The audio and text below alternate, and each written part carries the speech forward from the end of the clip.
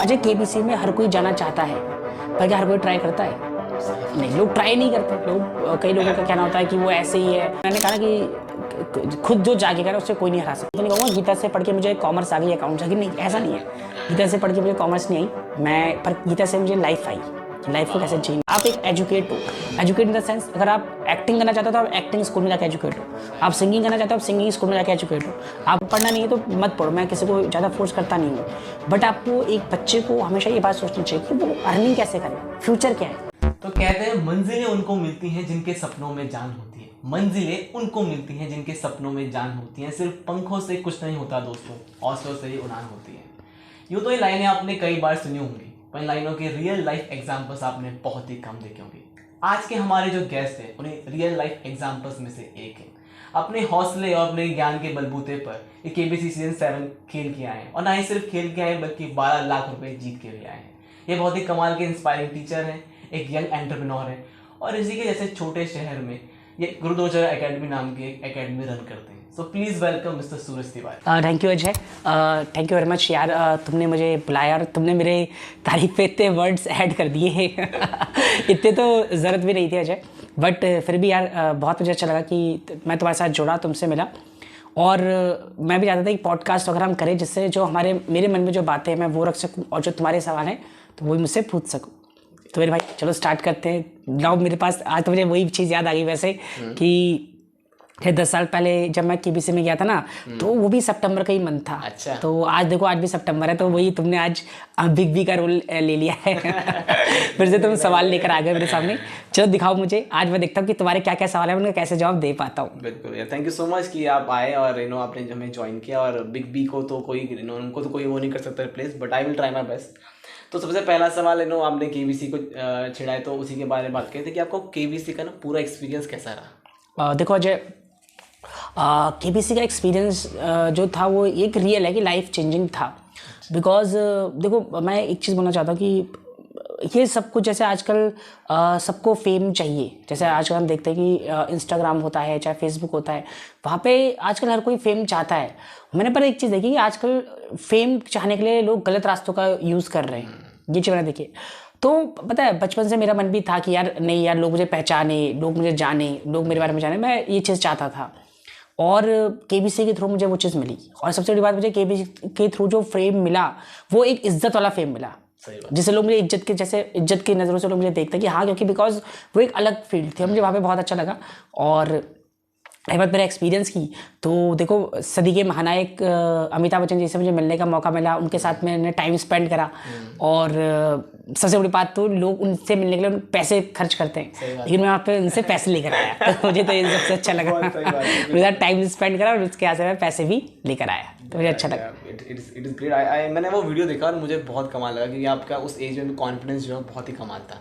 देखो वो वैसे अजय बताओ, वो वीडियो जब का था तब तो मेरी एज 19 साल थी, मतलब आज से इतना टाइम पहले का है वीडियो, तो वो एक बचपना था। और वैसे मैं एक चीज़ बता दूँ कि जब मैं वहाँ केबीसी में गया था तो वैसे मेरा कोई ना ऑब्जेक्टिव अर्निंग नहीं था, मतलब मेरा बस ये था कि मैं वहाँ पे जाऊँ, उसको एक्सपीरियंस करूँ, सब कुछ करूँ।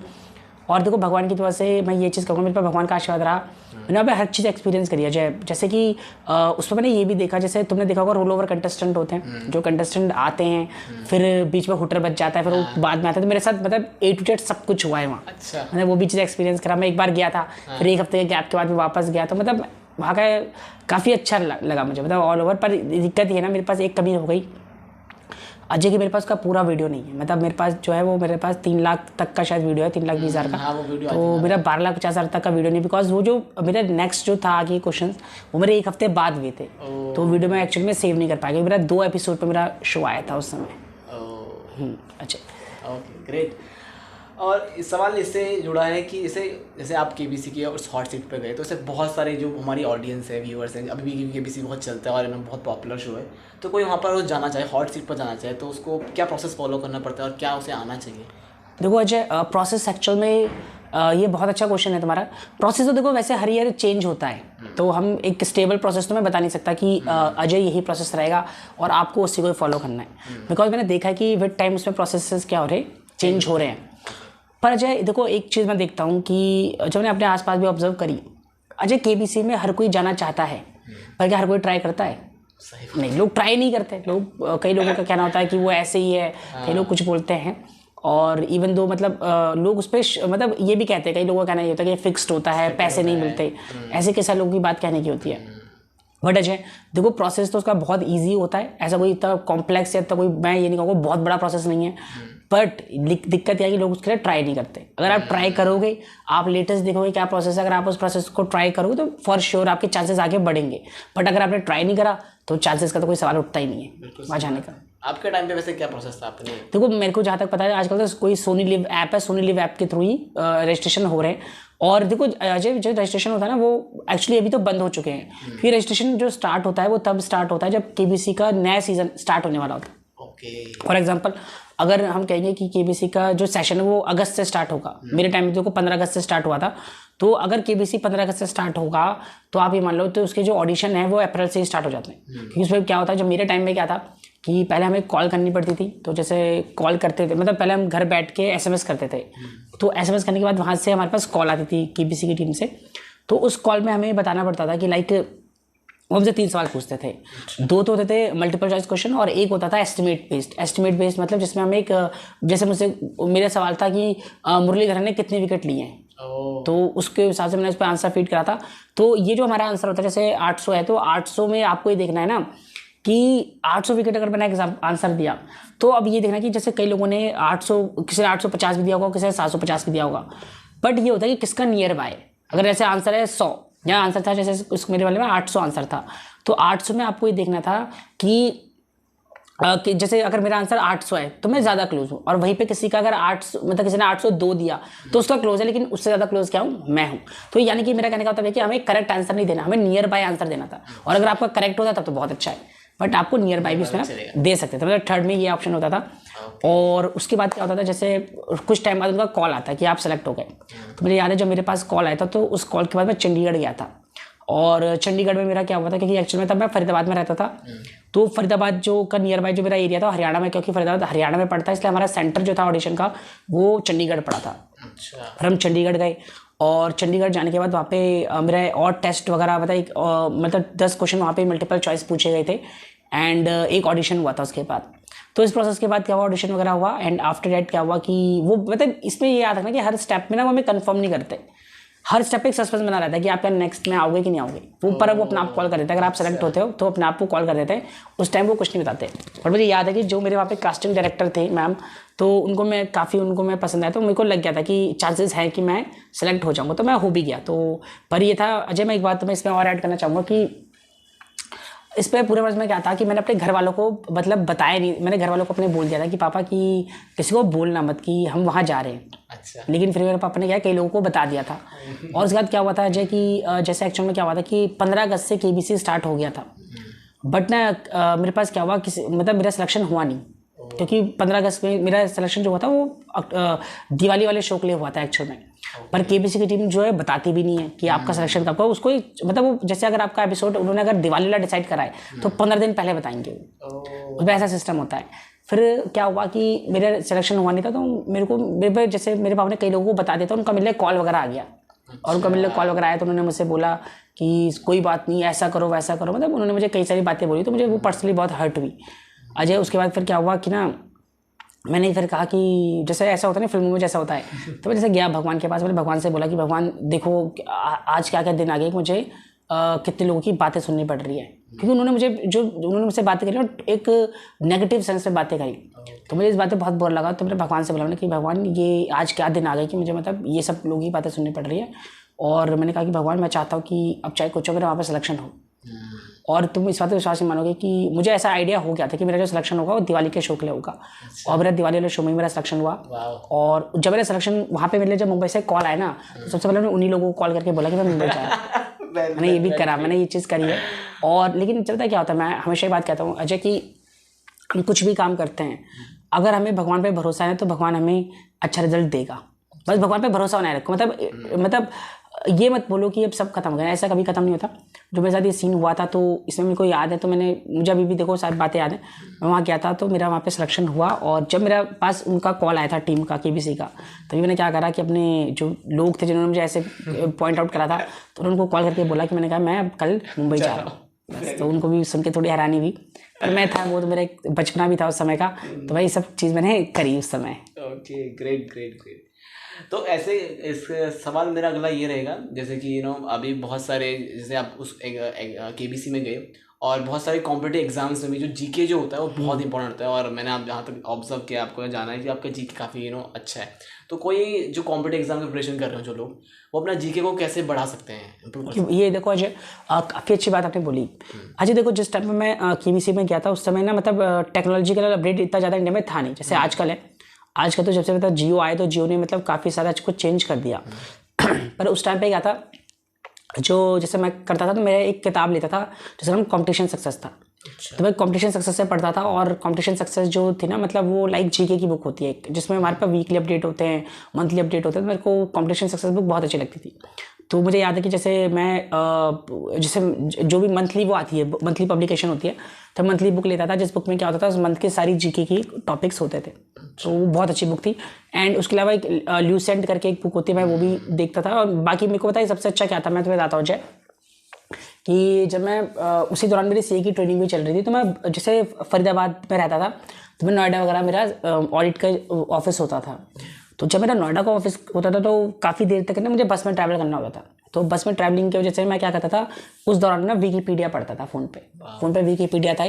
तो आजकल के बच्चों को पढ़ना चाहिए, विकीपीडिया पढ़ता था। तो मुझे एक ना वो थी, मतलब टाइम पास करने के लिए मैं रीडिंग करता रहता था कि चलो आज इस चीज़ के बारे में देखता हूँ, आज इस चीज़ के बारे में देखता हूँ, मैं वो चीज़ देखता रहता था। तो विकीपीडिया मुझे काफ़ी अच्छा लगता है। विकीपीडिया में ना पता इन्फॉर्मेशन काफ़ी ईजी लैंग्वेज में दे रखी होती है, मतलब जहाँ पे मैं मतलब इंटरेस्टिंग, ईजी और इंटरेस्टिंग मतलब सेगमेंट बने होते हैं, तो काफ़ी उसमें अच्छा लगता है मुझे पढ़ना। तो मैं उसको करता था अजय, और उसी के थ्रू मैंने क्या करा, अपना मतलब जीके वगैरह अपना क्या करा, इम्प्रूव कर पाया। अदरवाइज मेरे को एक बात इस पर और मेंशन करनी थी अजय। एक्चुअल में क्या था कि जो हमारा स्कूल था ना, जहाँ जिस स्कूल में पढ़ता था, AMPS अशोक पब्लिक स्कूल है वो फरीदाबाद में, वहाँ पे पढ़ता था। तो वहाँ पे मुझे एक सबसे अच्छी बात लगती थी कि हमारे स्कूल में क्या होता था, एक न्यूज़पेपर रीडिंग पीरियड होता था। और हमारे स्कूल में एक हिंदुस्तान टाइम्स का स्पेशल न्यूज़पेपर आता था, मतलब जो स्टूडेंट एडिशन होता था। तो उसको भी पढ़ने से ना मुझे काफ़ी ज़्यादा जीके मेरा इंप्रूव हुआ। मतलब मैंने ये चीज़ देखी, उससे भी मेरे को पढ़ने से मेरा जीके वगैरह काफ़ी इंप्रूव हुआ। तो हाँ, मतलब ये चीज़ है कि देखो जो जीके होता है ना, वो आप ये नहीं कह सकते कि आप 1 महीने 2 महीने में कैप्चर कर सकते हो, बिकॉज भाई दुनिया तो बहुत बड़ी है, इसको कैप्चर करने में आपको लगेगा टाइम। तो ये रहता है स्लो प्रोसेस है, लेकिन ये है ना बूंद बूंद करके सागर भरता है। तो मैं धीरे धीरे करता रहता था, तो मुझे काफ़ी जगह से मतलब नॉलेज वगैरह मैंने गेन करी है। और देखो जीके का मतलब जैसे जनरल नॉलेज होता है, तो जनरल नॉलेज का मतलब ये मत सोचो कि सिर्फ टेक्नोलॉजी नॉलेज है ये सब। देखो हमारी स्पिरिचुअल बुक से भी हमें काफ़ी नॉलेज मिलती है, उसमें भी काफ़ी कुछ होता है। तो ऐसे ये सब कुछ क्या है, अटैच्ड है हर चीज़ों से। बहुत सुंदर, बहुत सुंदर। जैसे आपने स्पिरिचुअल की बात करी और इन सब चीज़ों के बारे में बात करी, मेरा सवाल अगला ये रहेगा कि जो स्टूडेंट्स होते हैं है ना, उनका ये मानना है, कई लोगों का ऐसा मानना होता है, लकीली अब सोशल मीडिया के थ्रू लोग अब इन सब चीज़ों में आ भी रहे हैं, बट कई लोगों का ये मानना होता है कि स्पिरिचुअल जो चीज़ें होती हैं, जो हमारे ग्रंथ वगैरह हैं, इनको पढ़ने से हमें मतलब स्टूडेंट्स लाइफ में स्पेशली क्या बेनिफिट है? तो देखो अजय, स्पिरिचुअल से मतलब बहुत बेनिफिट होता है, बिकॉज हमें ना देखो मैं कहता हूँ कि हर इंसान की लाइफ में अच्छा और बुरा वक्त आता है, क्योंकि लाइफ तो एक जैसी रहती नहीं है। कभी आपकी लाइफ बहुत अच्छी भी है और कभी आपकी लाइफ बहुत बुरी भी है। बट ये याद रखना कि अगर जब हमारी लाइफ में डाउन फेज आता है, क्योंकि आमतौर पे इंसान भगवान को तभी याद करता है जब उसकी लाइफ में डाउन फेज आता है। खुशी में तो आदमी भूल जाता है भगवान को। तो जब हमारी लाइफ में डाउन फेज आता है ना, तो तब अगर हम थोड़ा भगवान पे भरोसा रखें, तो हमें मन में ये रहता है हमेशा कि हमारे साथ कोई खड़ा है। तो ये एक पॉजिटिविटी होती है, चलो आपके साथ दुनिया नहीं है तो क्या हुआ, आपके साथ भगवान तो है, ये मानो। आपके साथ अगर कोई नहीं है तो आपके साथ भगवान है।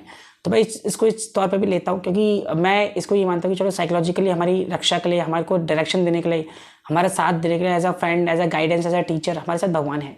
तो इसको इस तरीके से भी देखना चाहिए ना। आजकल लोग थोड़ा मैंने देखा है कि अब थोड़ा मतलब मैं देख रहा हूँ वापस कि लोग वापस आ रहे हैं, अपने कल्चर की तरफ आ रहे हैं। बिकॉज जब मैं तुम्हारी एज का था, या जब मैं केबीसी में गया था, उस दौरान पता है एक ऐसा भी माहौल था कि मैं देखता था कि लोगों को ना टीका लगाने में शर्म आती थी, और जैसे आज ये हाथ में कलावा बांधने में शर्म आती थी।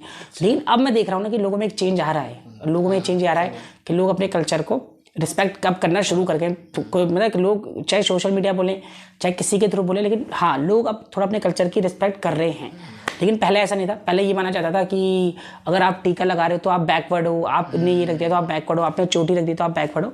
बट अब लोगों का माइंडसेट थोड़ा थोड़ा अपने मतलब कल्चर की तरफ आ रहा है, ये मुझे देख के अच्छा लगता है। अब लोग मतलब इसको नॉर्मली लेके चल रहे हैं। लेकिन अदरवाइज पहले क्या था, इसको एक बैकवर्ड माना जाता था कि आप बैकवर्ड हो। आप अंधविश्वास ये बोला जाता है, लेकिन आज लोग भगवान की पूजा भी कर रहे हैं, लोग मंदिर भी जा रहे हैं, हाथ में कलावा भी बांध रहे हैं, टीका भी लगा रहे हैं, चोटी भी रख रहे हैं। तो वो चीज़ देख के मुझे बहुत अच्छा लगता है कि अब चेंज आ रहा है। बहुत सही बात है, बहुत सही बात है, और एक्चुअल में ये होना चाहिए, और नो हम कर भी रहे हैं इसको, बहुत अच्छी बात है। अगला सवाल मेरा ये रहेगा कि जैसे स्टूडेंट्स जो होते हैं, ये मैं जैसे रिसर्च कर रहा था क्वेश्चंस की, तो मैंने काफ़ी स्टूडेंट्स को उनसे पूछा कि एक टीचर के पास जा रहा हूँ तो उनसे क्या सवाल पूछूँ, तो उन्होंने मुझे कहा कि बहुत ही बेसिक सवाल जो आपने मैंने कई बार कहीं ना कहीं फेस किया हो कि कई बार ऐसा होता है पढ़ाई में ना मन नहीं लगता, तो तब क्या करें? तो पढ़ाई में मन तो हर किसी का नहीं लगता। मैं जब हम भी थे तो हमारा भी मन इतना नहीं लगता था। बट देखो, पढ़ाई में मन लगाने की ज़रूरत है, बिकॉज ये आपका करियर है। आप ये मानो ये आपका करियर है। अगर कोई बच्चा है उसका पढ़ाई में मन नहीं लगता तो अर्निंग कैसे करेगा? मेन सवाल ये मैं आपसे पूछा। चलो, अगर आपका मैं और मेरे जो स्टूडेंट्स आते हैं मैं उनसे ये भी बोलता हूँ कि यार देखो, पढ़ाई में मन नहीं लगता तो कोई बात नहीं, पर तुम्हारी कोई हॉबीज़ है, तुम्हारे पास कोई ऐसी और कोई एक्टिविटी है और कोई स्किल है जिसके थ्रू तुम अर्निंग कर पाओ। अगर उनके पास और कोई स्किल है तो वो उसको करें, तो मैं उनको रोकता नहीं हूँ। बट जिनके पास नहीं होती तो उनको याद रखना चाहिए कि जो पढ़ाई ना वो उनकी क्या है, एक बहुत ज़्यादा एक वो है, सपोर्ट है। क्योंकि बिकॉज अगर वो पढ़ेंगे तो बेसिक रहता है कि हाँ, अगर वो अपनी हॉबीज़ पे या जो भी उनका एक है उस पर वो सक्सेसफुल नहीं हो पाए जो वो चाहते हैं, तो उनके पास पीछे से एक सपोर्ट रहेगा जिसके थ्रू वो अपने बेसिक लाइवलीहुड तो अर्न कर पाएंगे, मतलब बेसिक इनकम तो वो अपनी अर्न कर पाएंगे। ये एक स्टूडेंट को फ़ायदा रहता है। ये आई थिंक मुझे बहुत इंपॉर्टेंट पॉइंट बोला आपने कि बहुत सिंपल सी बात है कि अगर आप पढ़ोगे नहीं तो अर्न कैसे करोगे, अर्निंग बहुत। हाँ, यही है। मैं तो आपको ये चीज़ सोचना चाहिए। दिखाओ, मैं आपसे भी एक बात पूछता हूँ कि अगर कोई बच्चा है वो मैं एक सिंपल सी बात है, मत तो पढ़ना नहीं है तो मत पढ़ो, मैं किसी को ज़्यादा फोर्स करता नहीं हूँ। बट आपको एक बच्चे को हमेशा ये बात सोचनी चाहिए कि वो अर्निंग कैसे करेगा, फ्यूचर क्या है। बिकॉज देखो, जो दुनिया है, देखो ये बात मैं, ये बहुत सच बात है, हर कोई जानता है बात को, कि दुनिया पैसे वालों को सलाम करती है, दुनिया सक्सेसफुल आदमी को सलाम करती है। और जो दुनिया किसी की सक्सेस नापती ना, वो पैसों के तौर पे नापती है। आज अगर मैं आपसे मैं आपसे एक सवाल पूछूं कि दुनिया का मोस्ट सक्सेसफुल आदमी कौन है, तो शायद आप में से कोई बोलेगा जेफ बेजोस, इलॉन मस्क। पर आप जब इनका नाम लोगे ना तो आप भी इनको पैसों के तौर पे तोलोगे, क्योंकि आप बोलोगे रिचेस्ट है। आपने किसी संत का नाम तो लिया नहीं जो वो अच्छा है, जो आज सबसे ज़्यादा जिसको सेटिस्फैक्शन है। बट आपने किसका नाम लिया? एक ऐसे आदमी का जो फाइनेंशियली अच्छा पैसों वाला है। तो आजकल की यूथ को ये चीज़ समझना चाहिए कि भाई दुनिया जो है वो पैसे वाले को ही सलाम करती है, इसलिए आपको अर्निंग करनी है। अगर आप अच्छा क्रिकेट खेलते हो तो क्रिकेट पे फोकस करो, आप अच्छा गाना गाते हो तो सिंगिंग पे फोकस करो, आप एक्टिंग करना चाहते हो एक्टिंग पे फोकस करो। पढ़ाई नहीं सब कुछ नहीं है। मतलब मैं ये कहना चाहता हूँ, आप एजुकेट हो।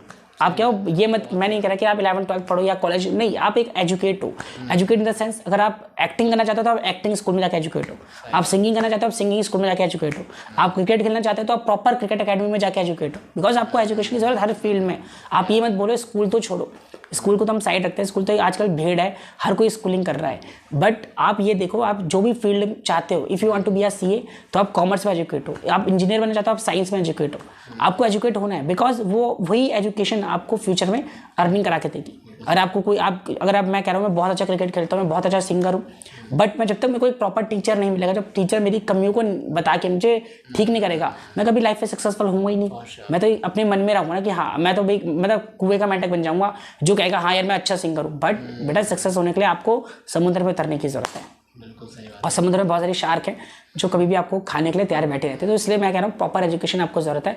और एजुकेशन का मतलब सिर्फ स्कूल नहीं होता, एजुकेशन का मतलब है आपकी अपनी फील्ड जिसमें आप चाहते हो उसमें आप एजुकेट हो। बहुत सही कहा आपने, और मुझे आई थिंक ये बहुत सही पॉइंट कहा कि हमें बस किसी ना किसी फील्ड में एजुकेट होना जरूरी है। चाहे वो ज़रूरी नहीं कि स्कूलिंग में हो कि आपके जो एकेडमिक्स हैं, बट आपके जो भी आपको टैलेंट लगता है, जो भी आपको लगता है उसमें भी एजुकेट होना बहुत ज़रूरी है। क्योंकि आई थिंक तभी आपको लोग मानेंगे, तभी आपको लोग आपके टैलेंट को कदर करेंगे उसकी। बहुत सही।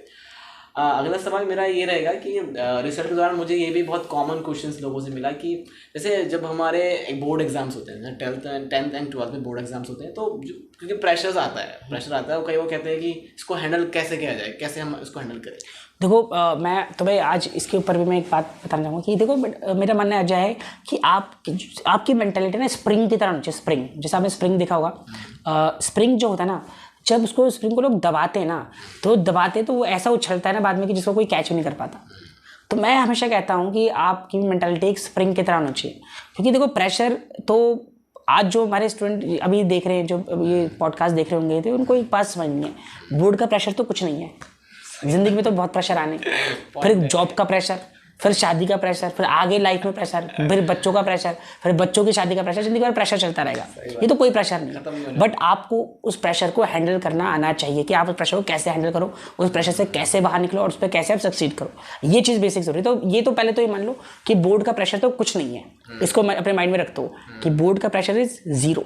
बट मेन चीज़ होती है एक बच्चे का, मेरा मानना है कॉम्पिटिशन खुद से होना चाहिए, औरों से नहीं। देखो जैसे अगर हम दोनों फॉर एग्जांपल 12th क्लास में हैं या हम दोनों अभी 10th क्लास में, तो मेरे को अजय तुम्हें नहीं देखना चाहिए और तुम्हें मुझे नहीं देखना चाहिए। मेन है हमें खुद को देखना चाहिए, क्योंकि हर किसी का टारगेट वो खुद है।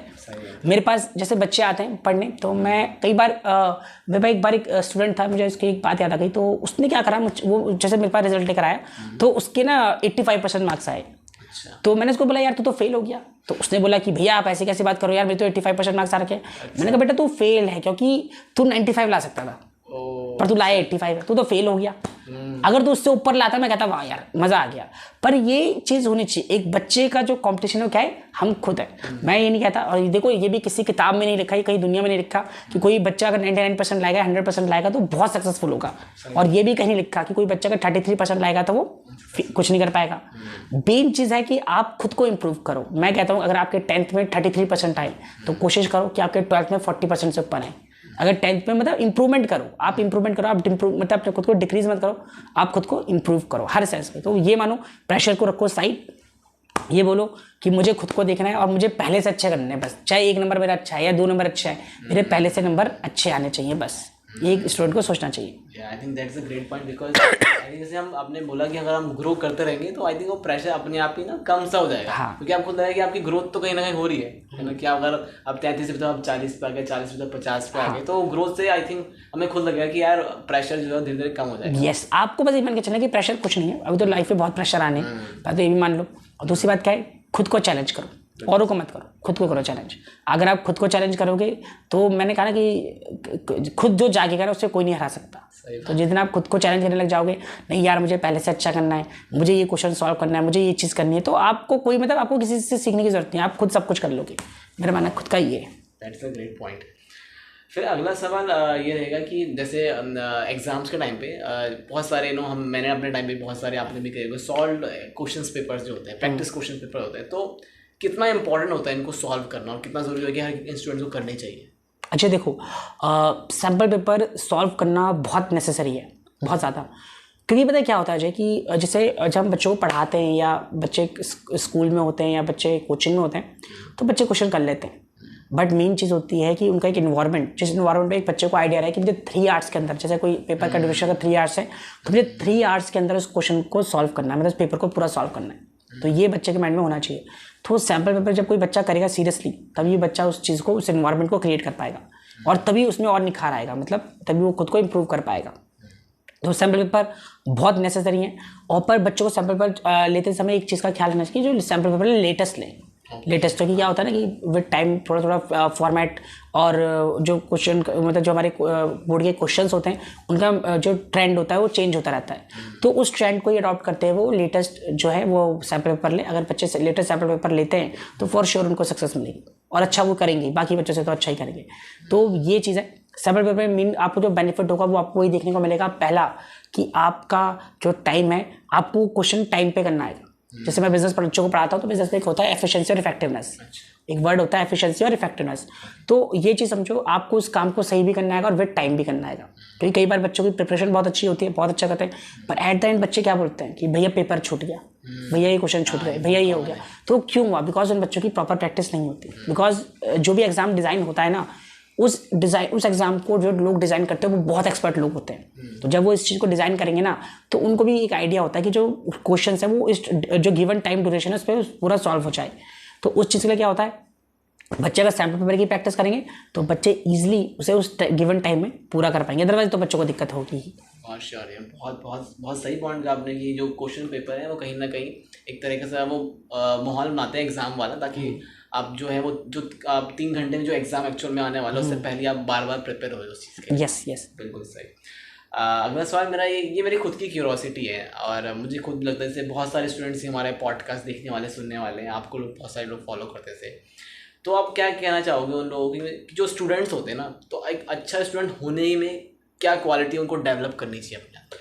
वेरी गुड यार। अजय देखो, एक अच्छा स्टूडेंट तुम्हारे हिसाब से कौन होता है? तुम्हें क्या लगता है अच्छा स्टूडेंट कौन होता है? आई थिंक मुझे लगता है कि पर्सनली से मैं भी पढ़ाता हूँ, तो मुझे लगता है कि जो ना क्यूरियस हो, यस, जिसको जानने को लेकर जो हमेशा लर्न करना चाहे। हाँ, बस ये मान लो कि जो मैं आज भी बच्चों को बोलता हूँ कि even I am a student, मैं भी अभी एक स्टूडेंट हूँ। क्योंकि स्टूडेंट क्यों मैं? बिकॉज मैं भी तो लोगों से सीख रहा हूँ। कभी हम किसी से सीखते हैं, कभी हम यूट्यूब से सीखते हैं, कभी हम इंस्टाग्राम से सीखते हैं, कभी हम ट्विटर से सीखते हैं, कभी हम फेसबुक से सीखते हैं, हम कभी किसी टीचर से सीखते हैं, कभी हम किसी गुरु से सीखते हैं। तो हम हमेशा स्टूडेंट हैं, हम सब लोग स्टूडेंट हैं। और देखो, मैं आज इससे तुमने बहुत अच्छी बात मुझे एक याद दिलाई। जो मेरी जिस साल में केबीसी में गया था ना, तो उस साल केबीसी की एक टैगलाइन थी, वो थी सीखना बंद तो जीतना बंद। अरे वाह। और यही चीज़ मान लो, देखो ये मुझे अभी ऐसे याद आ गई बात करते करते, और ये बात बहुत अच्छी है। और इससे से आप ये चीज़ मान लो कि जिस इंसान ने ये बोल दिया ना, मुझे सब कुछ आ गया, वो जिंदगी में सब कुछ हार गया है। आप हमेशा मानो आपको कुछ नहीं आता, अभी आपको बहुत कुछ चीज़ सीखनी है, बहुत कुछ दुनिया बहुत एक्सप्लोर करने के लिए, तो आप उसको जैसे जैसे सीखते जाओगे तो वैसे वैसे आप भी अच्छे बनते जाओगे। तो हम सबको स्टूडेंट बनने की जरूरत है, सिर्फ जो हमारे पास पढ़ते हैं उनको नहीं, सभी को। इवन जो टीचर्स है वो भी स्टूडेंट है। मैं ये कहता हूँ, कई बार जो टीचर होता है वो छोटे छोटे बच्चों से बहुत कुछ सीख जाता है। ये भी मैंने देखा है कि कई बार हम बच्चों से बहुत कुछ सीखते हैं। जो मेरे स्टूडेंट आते हैं मैं उनसे बहुत कुछ सीखता हूँ, उनसे नई टेक्नोलॉजी के बारे में सीखता हूँ कि वो बताते हैं मुझे कि भैया अब ऐसा हो रहा है, भैया ये ट्रेंड है, तो उन बच्चों से भी हम सीखते हैं। तो ये स्टूडेंट होने के लिए, स्टूडेंट वही सक्सेसफुल है जिसमें लर्निंग की हैबिट है, जो सीखना चाहता है, वही क्या है एक अच्छा सक्सेसफुल स्टूडेंट है, अदरवाइज कोई नहीं है। बिल्कुल, बहुत ही कमाल पॉइंट का। और मुझे मतलब आई थिंक ये बहुत एक शॉर्ट एक एक चीज़ है कि मतलब अगर अच्छा स्टूडेंट यानी कि वो इंसान जो लर्निंग कर रहा है, सिंपल, बहुत ही खूबसूरत।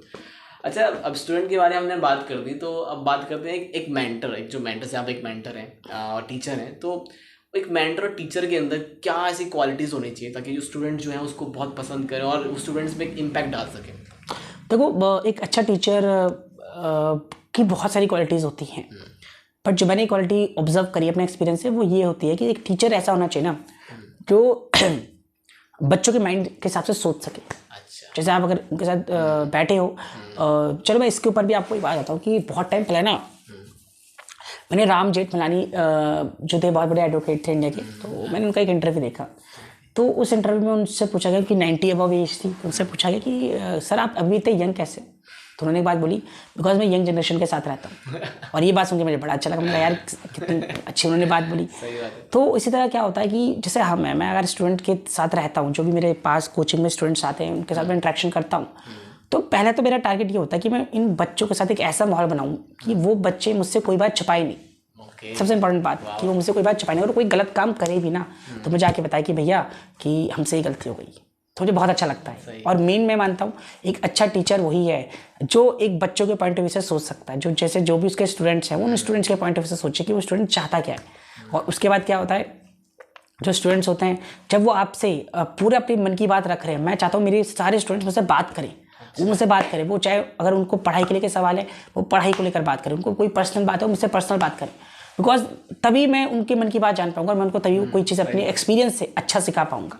तो इसलिए मैं कहता हूँ अच्छा टीचर वो है जो अपने आप को स्टूडेंट का एक फ्रेंड बना दे, जो जिससे स्टूडेंट्स क्या करें A to Z सारी बातों का एक इंटरेक्शन करें। अब जैसे हम ऑनलाइन देखते हैं ना, ऑनलाइन में मानता हूँ ऑनलाइन एक अच्छा प्लेटफॉर्म है, बट ऑनलाइन में मेन चीज़ जो कमी रह जाती है वो क्या रहती है, एक 1-to-1 इंटरेक्शन।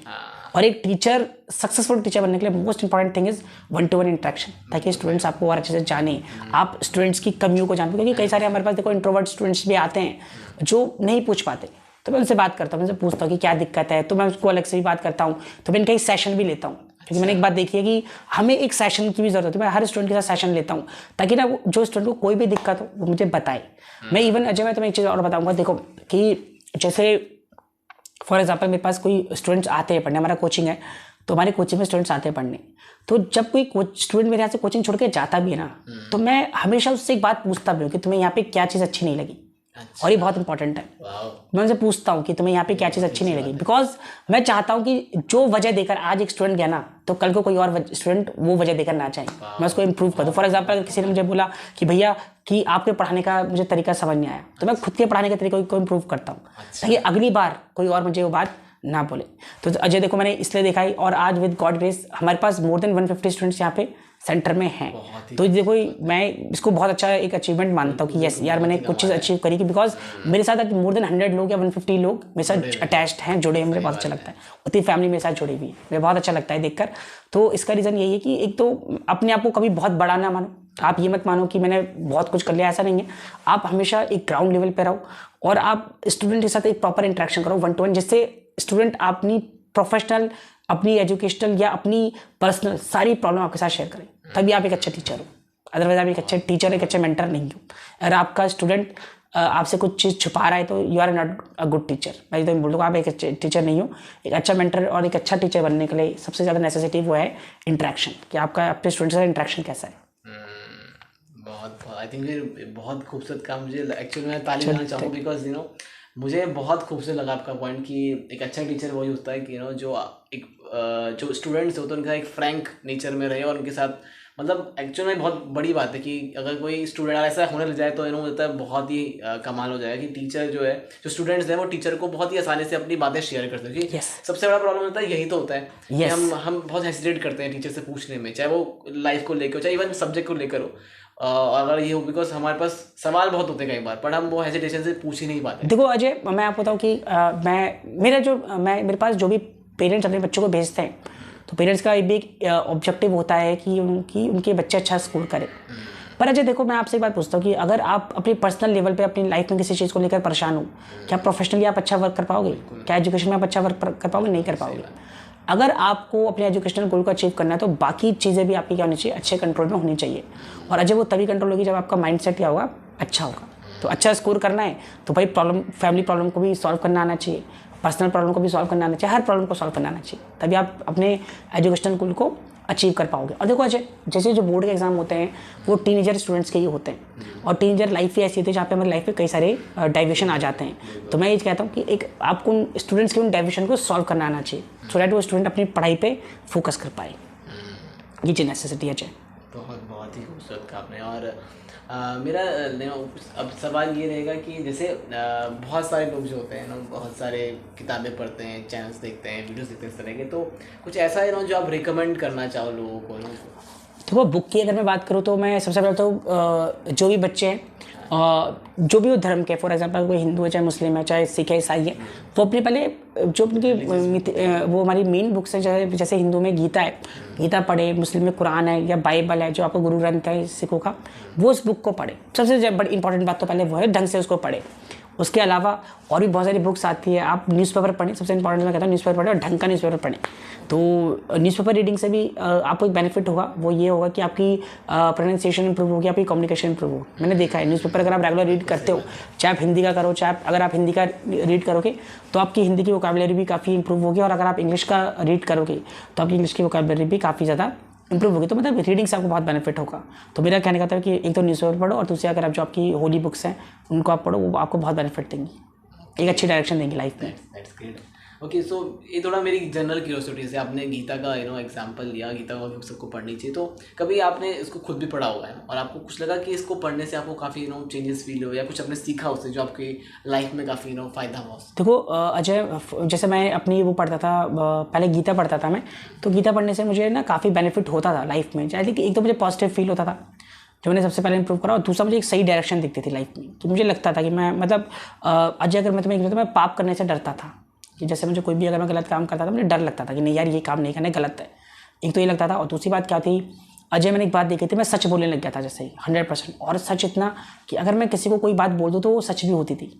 तो ये मैं मानता हूँ, मुझे ऐसा लगता है कि जो ये सब मैंने अचीव करा वो गीता के थ्रू ही अचीव करा। तो मैं गीता पढ़ता था, और जब मैं गीता पढ़ता था अजय तो मेरा ये टारगेट था कि दिन के 2 श्लोक पढ़ने। ऐसा भी नहीं था मैं कि बैठ गया तो 3 घंटे 4 घंटे, नहीं, मैं दिन के 2 श्लोक पढ़ता था। मैंने एक हैबिट बना दी थी कि चलो दिन के 2 श्लोक पढ़ने, आज 2 पढ़े, कल 2 पढ़े, तो ऐसे मैं उनको पढ़ता रहता था। इवन अजय मैं आज एक चीज़ बताता हूँ, मुझे याद है शायद मेरा जो 6,40,000 का क्वेश्चन भी आया था ना, वो भी गीता से ही आया था। तो देखो गीता ने मुझे वहाँ पर बेनिफिट करा, मैं ये नहीं बोला, गीता ने मुझे वहाँ पर भी बेनिफिट करा था।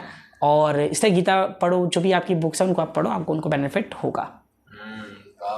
दैट्स सो ग्रेट है गीता के बारे में आपने जो इंसाइट दी है, बिकॉज काफ़ी सारे लोगों को लगता है कि गीता जो है थोड़ा स्पिरिचुअल बुक है, उससे हमारी स्टूडेंट लाइफ में या हमारी जो लाइफ चल रही है अभी उसमें क्या ही बेनिफिट देगा। बट बहुत सही बात कहा कि आपने वो बहुत सारी चीज़ें आपको सिखाती कहीं ना कहीं, बहुत कुछ है, वो एक लाइफ आपकी लाइफ को एक डायरेक्शन देती है। और वो सबसे इंपॉर्टेंट बात क्या करती है अजय, देखो मैं ये तो नहीं कहूँगा गीता से पढ़ के मुझे कॉमर्स आ गई, अकाउंट्स आ गई, नहीं ऐसा नहीं है। गीता से पढ़ के मुझे कॉमर्स नहीं आई, मैं पर गीता से मुझे लाइफ आई, लाइफ को कैसे जीना है, तब लाइफ कैसे जीना है। और देखो अजय मैं आज बताऊँ कि मुझे काफ़ी सपोर्ट मिलता है, मुझे इससे काफ़ी पॉजिटिव फील होता है। जैसे मैं कहता हूँ कि देखो जो भी स्टूडेंट्स अगर ये पॉडकास्ट देखेंगे जब, तो वो सब एक चीज़ याद रखना कि मैं ये नहीं कह रहा कि आप बैठो और जो अगर आपकी जैसे होली बुक्स है फॉर एग्जांपल हमारी गीता हिंदुओं की, तो मैं ये नहीं कह रहा गीता बैठो और पूरा पढ़ने लग जाओ। आप अपनी हैबिट बनाओ कि दिन के 2 श्लोक, दिन का 1 श्लोक या दिन का 3 श्लोक, जो भी आपका मन जितनी आपकी कैपेसिटी है आप उतनी बस रखो और उसको बस कंटिन्यू रखो। अगर आपने उसको कंटिन्यू रखा फॉर श्योर आपको कुछ टाइम बाद ये चीज़ फील होगा कि आपके अंदर कोई ना कोई पॉजिटिविटी बात आ रही है। आप हेल्थ वाइज, मेंटल वाइज, आपकी मेंटल स्ट्रेंथ, आपकी सब कुछ आपकी इंप्रूव होगी। आई थिंक ये बहुत बड़ी लर्निंग है इस पॉडकास्ट की, और मैं खुद कोशिश करूँगा इसको। वैसे मैंने पढ़ा भी काफ़ी और मुझे भी लगा जो आप कह रहे हैं कि बहुत डायरेक्शन मिलता है लाइफ का और बहुत कुछ सीखने को मिलता है। But I will recontinue this and this is like great जो आपने इंसाइट दी है। एक और सवाल जो मुझे स्टूडेंट कॉर्नर से ही कहूँगा एक तरह से कि जैसे बहुत सारे स्टूडेंट जो होते हैं ना, जो कुछ होते हैं जो बहुत टॉपर टाइप के स्टूडेंट होते हैं, जो बहुत अच्छे होते हैं, पता होता है क्या करना है क्या नहीं करना होता है। कुछ ऐसे होते हैं जो मिडल होते हैं, आई थिंक एवरेज स्टूडेंट जो मैं आई थिंक एवरेज इसलिए कहूँगा बिकॉज वो कर सकते हैं बहुत कुछ बट उनको एक थोड़ा गाइडेंस की जरूरत होती है। आप देखे होंगे तो उन स्टूडेंट्स के स्पेशली, क्योंकि मैं भी बहुत एवरेज स्टूडेंट रहा हूँ, तो उन स्टूडेंट्स के लिए कैसे वो अपने अच्छे मार्क्स लाते हैं, कैसे वो प्लानिंग करें, किस तरह से चीज़ों को ढंग से पढ़ें और क्या वो किस तरह से वो अपने अच्छे मार्क्स ला सकें। देखो अजय मैंने स्टूडेंट्स के साथ जो मेन थिंग देखी है, आजकल के स्टूडेंट्स की हम बात करें ना, तो आजकल के स्टूडेंट में मेन कमी आ गई है ना कि थोड़ा स्कूल की तरफ से भी मैं कमी देखने को मुझे मिल रही है। मैं अब स्कूल की तरफ से ये मिल रही है कि स्कूल वाले स्टूडेंट्स को प्रॉपर गाइडेंस नहीं दे रहे। और कई सारे स्कूल में, सभी स्कूल की बात करें, कई सारे स्कूल ऐसे हैं, बहुत सारे स्कूल जहाँ पे एक कॉम्पिटिटिव इन्वायरमेंट है ही नहीं। अब जैसे जो बच्चा 12th करता है ना, तो उस बच्चे को ये नहीं पता मुझे आफ्टर 12th क्या करना है, भली बात है। और अच्छा देखो हम कंपटीशन की बात करते हैं, चाहे मिडिल जो एवरेज स्टूडेंट है, एवरेज स्टूडेंट बहुत अच्छा करते हैं, बट मेन थिंग क्या है कि उनके पास जो उनके आसपास एक कंपटीशन इन्वायरमेंट है ही नहीं। अगर उनके आसपास कॉम्पिटिटिव इन्वायरमेंट होगा ना, वो फॉर श्योर करेंगे। तो सब कुछ तो देखो इन्वायरमेंट के ऊपर डिपेंड करता है। अगर आज हमारे पास अच्छा इन्वायरमेंट है तो फॉर श्योर हम अच्छा करेंगे, और अगर हमारे पास बेकार इन्वायरमेंट है हम भी बेकार होते जाएंगे। पर मैंने देखा है, फॉर जैसे मैं ऋषिकेश में रहता हूँ, तो ऋषिकेश एक बहुत बड़ा शहर है। मतलब जैसे तुमने अभी वीडियो को चलाते बोला छोटा शहर, छोटा नहीं, ऋषिकेश बहुत बड़ा शहर है और बहुत बड़ा और एक बहुत हिस्टोरिकल है। तो वो ऋषिकेश का मतलब ही क्या है, ऋषियों का शहर, ऋषि जहाँ पे ऋषि रहते थे। और जो ऋषि होते हैं वो ज्ञान का भंडार होते हैं, तो ऋषिकेश रहते थे ज्ञान का भंडार है। अगर आप देखो ना, आज भी साधु संत होते हैं, इवन मोदी जी मेडिटेशन वगैरह करने के लिए ऋषिकेश आते हैं। ये देखो आप, तो ऋषिकेश तो ज्ञान का केंद्र है।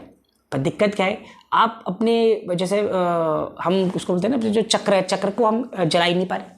तो अगर हम अपने चक्र को ऑन कर देंगे, स्टार्ट कर देंगे, तो हमें बहुत सारा ज्ञान देखने को मिलेगा। तो ऋषिकेश तो ज्ञान का केंद्र है, बहुत अच्छी जगह पे हो, पर दिक्कत यहाँ के माहौल में हो गई है। मेन माहौल का यहाँ पे जो मैंने फ़र्क देखा है वो ये दिख रहा है कि यहाँ पे इंडस्ट्रीज़ नहीं है, तो बच्चे जो होते हैं वो भी उस कंपटीशन में आए नहीं। तो उनको मतलब फॉर एग्जांपल यहाँ पे जो बच्चे होते हैं मैक्सिमम क्या करते हैं, आफ्टर कॉलेज सेल्फ एम्प्लॉयमेंट की तरफ आते हैं, उनको अच्छी जॉब्स नहीं मिलती। और जॉब्स उन्हें क्यों नहीं मिलती, बिकॉज यहाँ पे इंडस्ट्रीज़ नहीं है। लेकिन जिस दिन यहाँ पे अच्छी इंडस्ट्री स्टैब्लिश होंगी आसपास ऋषिकेश के, तो फॉर श्योर यहाँ पे बच्चों का इन्वॉल्वमेंट इंक्रीज होगा, बच्चे कॉम्पिटिशन के थ्रू आएंगे और बच्चे अच्छा परफॉर्म करेंगे।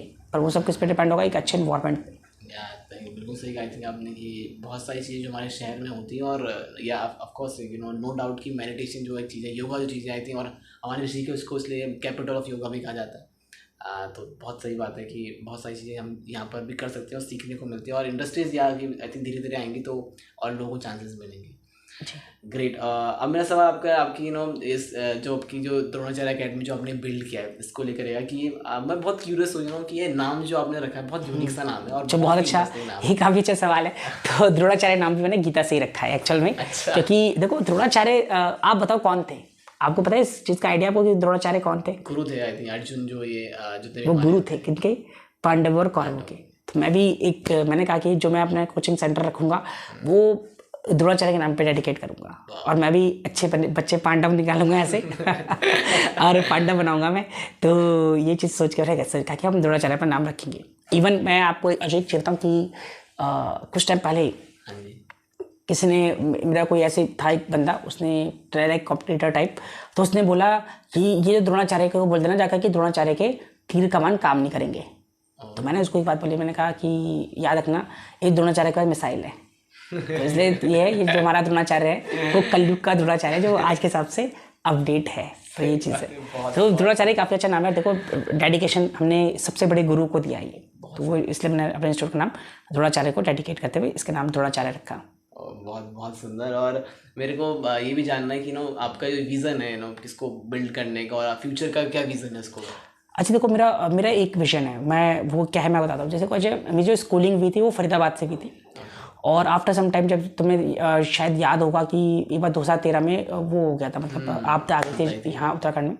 तो उसके बाद हम लोग भी ऋषिकेश से मतलब दिल्ली से ऋषिकेश की तरफ शिफ्ट हो गए थे। फरीदाबाद दिल्ली एनसीआर में रहता था, तो वहाँ से शिफ्ट हो गए थे हम। अजय देखो उसके बाद क्या हुआ, जब यहाँ पे शिफ्ट हुए और आफ्टर सम 1-2 साल बाद मैं जब यहाँ पे मैं थोड़ा लोगों से फैमिलियर हुआ, तब मैंने एक बात देखी अजय कि यहाँ पे एजुकेशन का लेवल बहुत लो है। गिने चुने हैं अच्छे स्कूल हैं, मैं मना नहीं कर रहा, तो गिने चुने मेजोरिटी ऑफ स्कूल्स को अगर आप देखोगे तो उनका जो है लेवल बहुत लो है। इवन अजय मैं इस चीज़ का भी खुला चैलेंज कर सकता हूँ कि जो टीचर स्कूल वालों ने अपॉइंट कर रखे ना, वो टीचर इवन 3 आवर्स के अंदर वो क्वेश्चन पेपर नहीं सॉल्व कर सकते, बोर्ड में आता है। मैं इस चीज़ का चैलेंज दे सकता हूँ, मैं इसको मैं एक्सेप्ट करता हूँ। और अजय पता है कैसे, क्योंकि देखो एक टीचर है, मैं जैसे फॉर एग्जाम्पल मैं किसी टीचर को कहा कि भाई तुम ये क्वेश्चन पेपर करके दिखाओ, जिसको तुम पढ़ाते हो वो करके दिखाओ।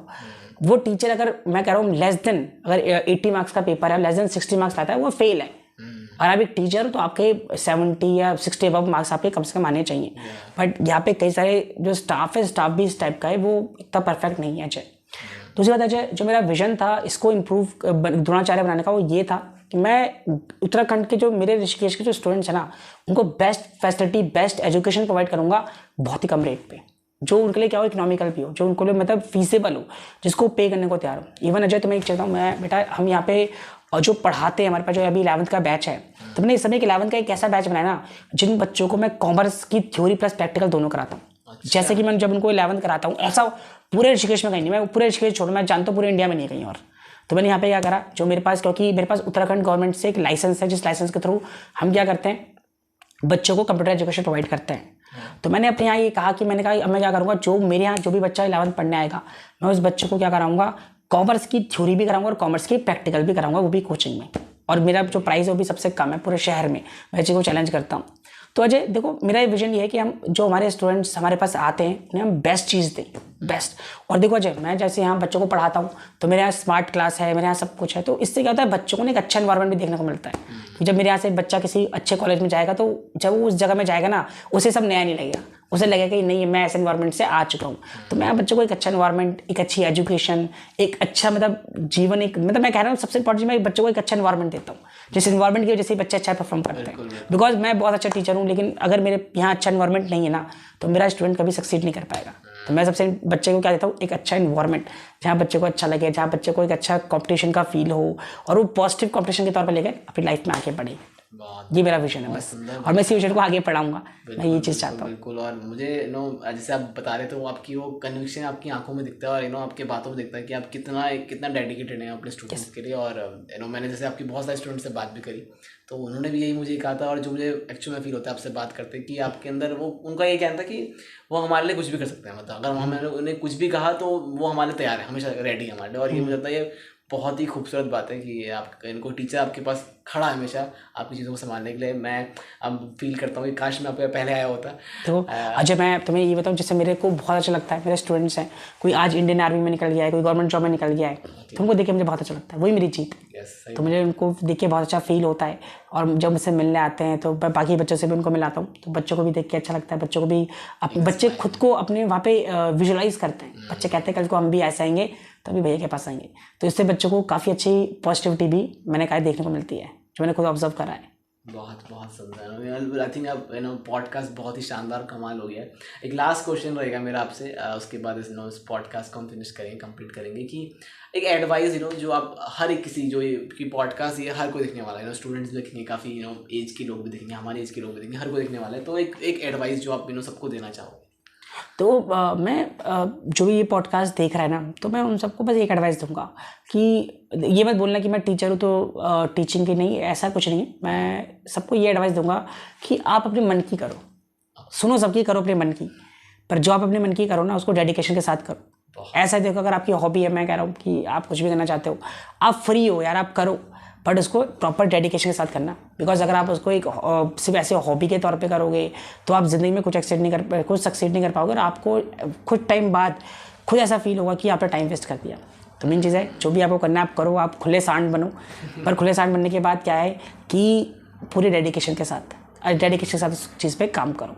बस मेरी आप सबसे एडवाइस है। Okay, thank you so much भैया, बहुत मज़ा आया। और ये आपने जो एडवाइस दी है बहुत सही थी कि आप भले अपने मन की करो बट उसमें डेडिकेशन होना चाहिए, और ये बहुत ज़रूरी है हर एक काम के लिए। जैसे कि अभी इस पॉडकास्ट के बारे में बात करें तो कि आपको पता है कितनी प्रॉब्लम आई थी, सुबह हम काफ़ी चीज़ें कर रहे थे, तब भी इतनी प्रॉब्लम आती, बट ट्राई हम दोनों we are like trying to do that, dedicated थे कि चलो इसको किस तरह होना है। तो ये हुआ भी और बहुत बेहतरीन हुआ, और आई एम सो ग्रेटफुल कि आपने इतने कमाल के आंसर्स दिए।